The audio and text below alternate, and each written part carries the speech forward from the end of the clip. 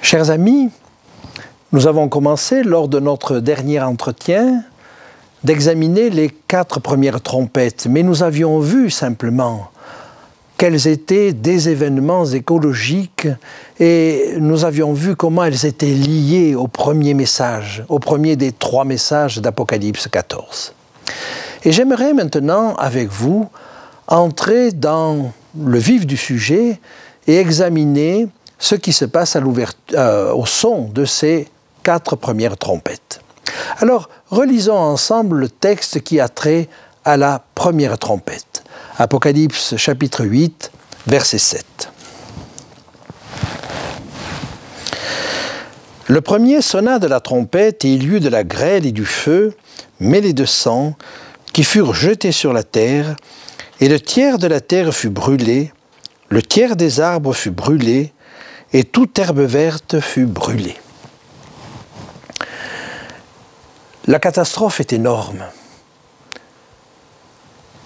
C'est un tiers de la planète qui est touché. Peut-être me direz-vous, mais les arbres sont déjà touchés, la mer est déjà touchée, la pollution touche toutes ces choses-là. C'est vrai, c'est vrai. Mais cela n'explique pas le caractère brutal qui nous est décrit ici. Un coup de trompette qui sonne à côté de vous, ça vous fait sursauter, ça vous réveille. Alors il y a ce temps de préparation dont nous avions parlé. Mais les événements qui nous sont décrits ici sont des événements brutaux. Et quand il est parlé d'un tiers, c'est que brusquement, en peu de temps, en quelques heures, ou en quelques jours, ou en quelques semaines peut-être, un tiers de la planète est touché. De quoi s'agit-il? Ce qui nous est présenté, c'est que des choses tombent du ciel. Du feu et de la grêle. Cette alternance de feu et de grêle fait penser à des désordres climatiques majeurs. Nous avons déjà des désordres climatiques majeurs, mais on peut imaginer d'autres choses.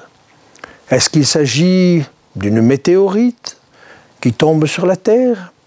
Est-ce qu'il s'agit de volcanisme? Est-ce qu'il s'agit d'incendies gigantesques?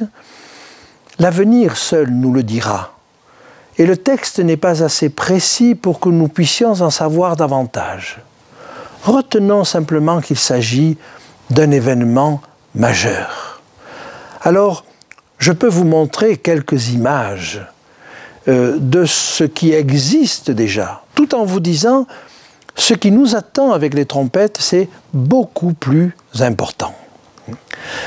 Par conséquent, regardons ces images. Vous avez là des incendies gigantesques. Et vous voyez là, et vous avez entendu parler d'incendies en Australie, d'incendies au Canada, d'incendies aux Philippines, et d'une telle ampleur, si vous voulez, que c'est tout un pays qui est touché. On peut penser aussi à des maladies des végétaux qui vont toucher les arbres. Les ormeaux ont été touchés, et on peut voir des images telles que celle-ci, où des arbres meurent, où des arbres sont complètement défoliés et donnent un spectacle de mort. Je n'insiste pas davantage, mais pensons qu'il y a là probablement un dérèglement climatique majeur. J'arrive à la deuxième trompette. Lisons-en le texte au verset 8 du chapitre 8. Le second ange sonna de la trompette et quelque chose comme une grande montagne embrasée par le feu fut jetée dans la mer. Et le tiers de la mer devint du sang. Et le tiers des créatures qui étaient dans la mer qui avaient vie mourut. Et le tiers des navires périt. Ici, c'est la mer qui est touchée. Et c'est une montagne qui est jetée dans la mer. Alors évidemment, la première pensée qui vient est celle d'une météorite importante qui tomberait dans la mer. Et effectivement, un tel événement produirait certainement un tsunami considérable, ferait périr quantité de bateaux et pourrait entraîner des désordres climatiques énormes. Tout ça est possible. Simplement, le texte nous dit que la mer devint du sang. Alors cela nous rappelle bien sûr les plaies d'Égypte, où l'eau de Nil est devenue du sang. Il a l'aspect du sang. Et vous savez sans doute que si pour le Nil il s'agissait probablement de limons qui étaient charriés par le Nil, et quel que soit le phénomène naturel qui était derrière, le miracle était que c'est quand Moïse intervenait que le changement apparaissait. Eh bien, dans le cas présent, on sait qu'il existe déjà ce que l'on appelle des marées rouges. Alors ces marées rouges sont le fait de microalgues qui se développent en quantité telle que si chacune n'est pas visible, l'ensemble donne une couleur rouge à la mer. Ces algues sont en général toxiques. Et même si elles ne sont pas toxiques, elles se développent tellement qu'elles consomment tout l'oxygène de la mer, et si elles sont sur une suffisamment grande étendue, elles ne permettent aucune autre vie, parce que tous les êtres vivants ont besoin d'oxygène, et que tout l'oxygène est pris. Ainsi, on peut comprendre que tout ce qui est dans la mer, ou un tiers de ce qui est dans la mer, meurt. On a vu, assez rarement je dois dire, mais on a vu de temps en temps des marées rouges d'une importance un peu plus grande, qui s'étendaient sur des kilomètres et des dizaines de kilomètres carrés. Mais la plupart du temps, ces marées rouges occupent quelques hectares. Encore que la Chine ait signalé que plusieurs milliers de kilomètres de ses côtes, en 2010 déjà, avaient été atteintes par des phénomène de marée rouge. Donc, il y a là quelque chose qu'on peut comprendre de manière directe. Je veux dire par là qu'on n'est pas obligé d'aller chercher des interprétations diverses et variées. Et ce qui est important, c'est de comprendre que ce type de compréhension ne peut être que récent. Les gens et les interprètes qui se sont penchés sur le texte d'Apocalypse dans les siècles passés ne pouvaient pas imaginer une réalisation aussi directe de ce phénomène. Alors, voilà la catastrophe. Un tiers de ce qui est dans la mer périt, un tiers des navires périt. Et il y a là, évidemment, quelque chose qui est de nature à secouer la planète, à modifier le commerce international, à peut-être détruire une partie des côtes. Or, une activité importante se situe pour tous les pays sur la côte. Voyons maintenant ce qui nous est décrit dans la troisième trompette. Et je vous invite à le lire à partir du verset 10, toujours dans le chapitre 8 d'Apocalypse. Le troisième ange sonna de la trompette, et il tomba du ciel une grande étoile, ardente comme un flambeau, et elle tomba sur le tiers des fleuves et des sources d'eau. Le nom de cette étoile était absinthe, et le tiers des eaux fut changé en absinthe. Et beaucoup d'hommes moururent par les eaux, parce qu'elles étaient devenues amère. Ici, ça n'est plus la mer, mais ce sont les fleuves et les sources d'eau. Les fleuves et les sources d'eau sont eux aussi touchés par la pollution. Mais je crois qu'on nous parle ici d'autre chose. On nous parle d'eau qui deviennent amères et qui deviennent toxiques. Et si les fleuves sont touchés par la pollution, qu'est-ce qui peut toucher les sources d'eau? Je crois qu'il est important de comprendre que les sources d'eau sont alimentées par des réseaux souterrains d'infiltration et qu'avant que l'eau qui tombe sous forme de pluie ressorte sous la forme de source, il peut se passer beaucoup de temps. Et on a fait l'observation suivante. Pour les laboratoires qui étaient chargés d'analyser régulièrement les eaux de source, on s'est rendu compte que la radioactivité augmentait dans ces sources d'eau. Alors que ces eaux étaient indemnes de tout pesticide ou de tout polluant, un polluant arrivait à pénétrer dans ces sources, c'était la radioactivité. Mais avec un décalage qui pouvait aller jusqu'à 15 ans par rapport aux retombées radioactives. Et on a trouvé que cette augmentation de la radioactivité pouvait avoir un décalage d'une quinzaine d'années avec l'augmentation de la radioactivité ambiante due aux essais atomiques ou due aux bombes qui ont été lâchées en différents endroits. Alors, il y a là quelque chose qui me paraît intéressant, parce qu'il est bien dit que ces eaux devinrent amères et que plusieurs personnes en moururent. La radioactivité des sources d'eau n'est pas à ce point élevée qu'elle entraîne pour l'instant la mort de certaines personnes.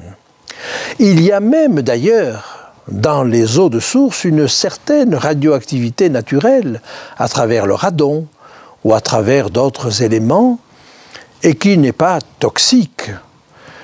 Il y a certainement même une utilité à une certaine radioactivité. Mais si je pousse un petit peu, cette augmentation de la radioactivité pourrait être un phénomène important, et ceci à travers un détail que nous donne le texte. Le nom de l'étoile qui tombe là, c'est absinthe. Peut-être ne savez-vous pas que absinthe, en russe, ça se dit plante noire. En d'autres termes, Tchernobyl. Est-ce qu'il n'y aurait pas là un clin d'œil de Dieu pour nous dire que la troisième trompette nous parle d'une augmentation de la radioactivité dans les sources d'eau? Peut-être. Je le laisse à votre appréciation, mais je crois que ça valait la peine d'être signalé.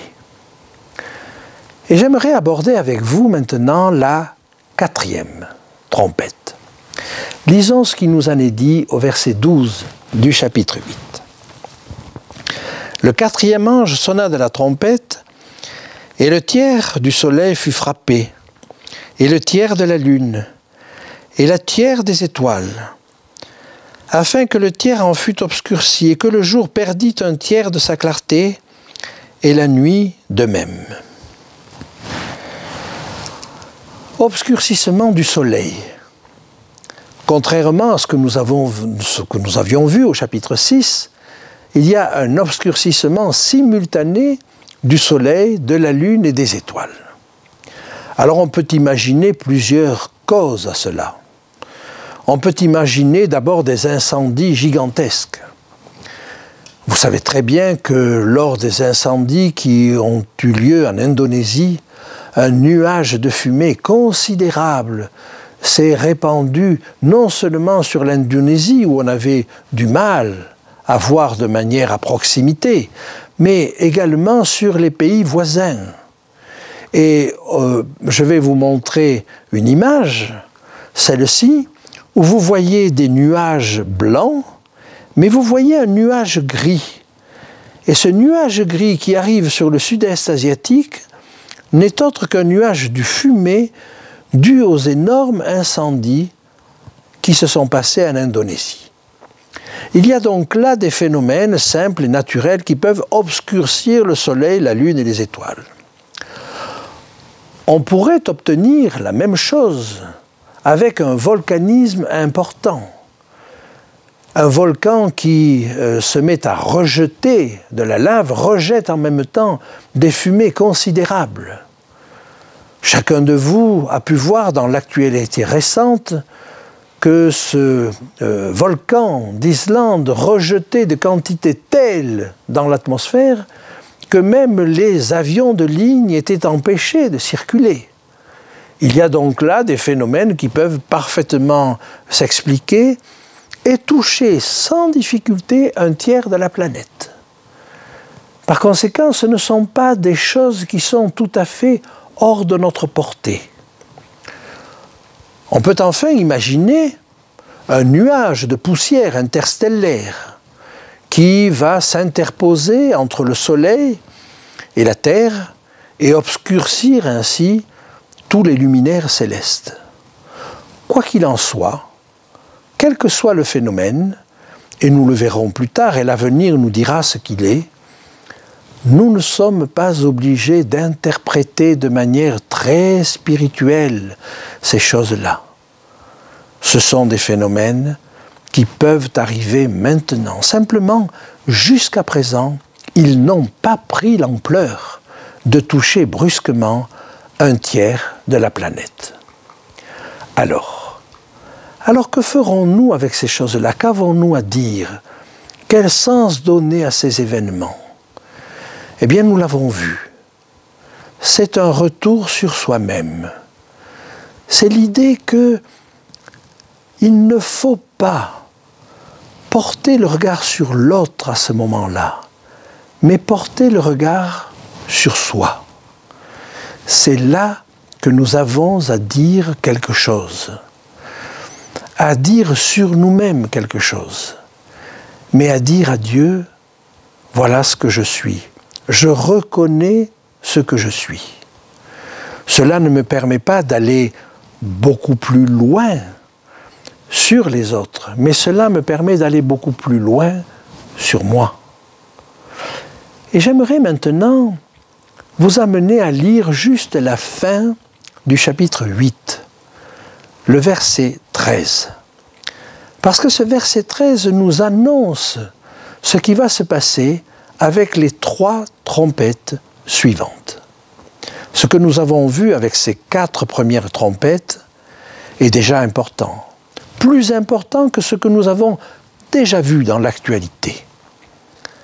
Mais ce que nous réservent les 3 suivantes est encore de nature à nous interpeller. Lisons ce texte. Je regardais et j'entendis un aigle qui volait au milieu du ciel, disant d'une voix forte « Malheur, malheur, malheur aux habitants de la terre à cause des autres sons de la trompette des 3 anges qui vont sonner. » Cet ange-là, cet ange qui vole par le milieu du ciel, c'est-à-dire que c'est une annonce à toute la terre, nous dit on vient de passer 4 épreuves terribles, mais les 3 qui sont devant nous sont encore plus importantes. Est-ce que je suis en train simplement de vous effrayer? Mais non. Nous sommes dans le cadre des trompettes.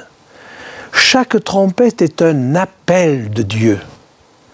N'oubliez pas que Dieu retient les vents, tempère les choses et veut nous donner l'occasion encore à chacun de réfléchir sur nous-mêmes et de nous confier en lui. Parce que dans une situation pareille, est-ce que nous avons encore des raisons de nous confier en nous-mêmes? Certainement pas. Alors je vais vous montrer comment cette simple indication nous donne des repères chronologiques précieux. Quand nous lisons au chapitre 9, le verset suivant, nous lisons ceci. « Le 5e ange sonna de la trompette, et je vis une étoile qui était tombée du ciel sur la terre, et la clé du puits de l'abîme lui fut donnée. Voilà de nouveau une étoile qui tombe du ciel. On en a déjà vu une au cours des 4 premières trompettes. Mais je vais vous montrer qu'il s'agit là de quelque chose de tout à fait différent. Parce que cette étoile-là, on lui donne la clé de l'abîme. Et à la fin du passage, on va nous dire qu'en hébreu, elle s'appelle Abaddon et en grec, Apollyon. Lisons-le ensemble. Elles avaient sur elles, verset 11, comme roi l'ange de l'abîme, nommé en hébreu Abaddon et en grec Apollyon. Et on nous montre donc que cette étoile-là, en réalité, c'est un ange. Et Abaddon ou Apollyon évoque la destruction. Il ne s'agit plus d'une étoile comme une météorite, il s'agit d'un personnage. Et vous voyez comment le contexte nous permet de dire qu'il s'agit de quelque chose de littéral ou de symbolique. Et par conséquent, il nous faut tenir compte de cela. Alors la 5e trompette sonne, et après qu'elle ait sonné, nous arrivons à la fin de cette 5e trompette, et il nous est dit ceci au verset 12, « Le premier malheur est passé, voici, il vient encore 2 malheurs après cela. » La 5e trompette correspond donc au premier malheur, et on nous laisse entendre qu'il y a encore 2 malheurs après cela. Puis sonne la 6e trompette. Nous verrons ça plus tard. Il s'agit de chevaux extraordinaires et qui font du mal avec leur queue et avec leur bouche. Et on pourrait croire qu'à la fin de cet épisode-là, il nous est dit, voici le 2e malheur est passé. Eh bien, pas du tout. Il nous faut arriver au milieu du chapitre 11 pour voir un tel événement. Regardez, chapitre 11, verset 14. Le second malheur est passé, voici le 3e malheur vient bientôt. En d'autres termes, le second malheur, c'est non seulement la 6e trompette, mais c'est tout ce qu'il y a avec, c'est-à-dire le chapitre 10, avec l'épisode du petit livre, et le chapitre 11, avec l'épisode des 2 témoins. Et ça nous donne une indication précieuse, parce que cet épisode du livre ouvert et des 2 témoins est contemporain de la 6e trompette. Ça va ensemble. Et par conséquent, il nous faudra l'étudier ensemble. Et puis on ouvre sur le 3e malheur. Le 3e malheur vient bientôt. On comprend que c'est la 7e trompette. Et quand on lit la 7e trompette, ça n'est pas un malheur. C'est le royaume du monde qui est remis à notre Seigneur et à son Christ. Mais vous vous rappelez ce qu'on a vu avec les anciens? Le temps de la colère est venu. Et cette 7e trompette annonce le temps de la colère. Et ce temps de la colère, c'est les coupes. Ce que nous avions vu touchant 1/3 de la planète, ça va arriver sur toute la planète avec les coupes.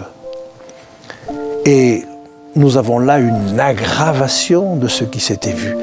Et c'est cela, le 3e malheur. Et ce 3e malheur va culminer avec la chute de Babylone, où les rois, les chefs militaires, les marchands, tous les mariniers, tout cela vont dire « Malheur, malheur, la grande ville est tombée ». Tel est le 3e malheur. Que ferons-nous avec cela? Eh bien, si ce malheur débouche sur la chute de Babylone, le second message des 144 000 porte sur Babylone. Le premier portait sur le jugement de Dieu à travers l'écologie.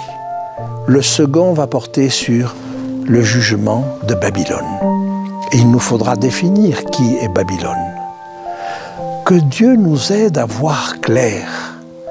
Jésus ne disait-il pas à ses contemporains « Vous ne savez pas dans quel temps vous êtes ?» Savons-nous, nous, aujourd'hui, dans quel temps nous sommes? Et comment le saurions-nous sans étudier la prophétie?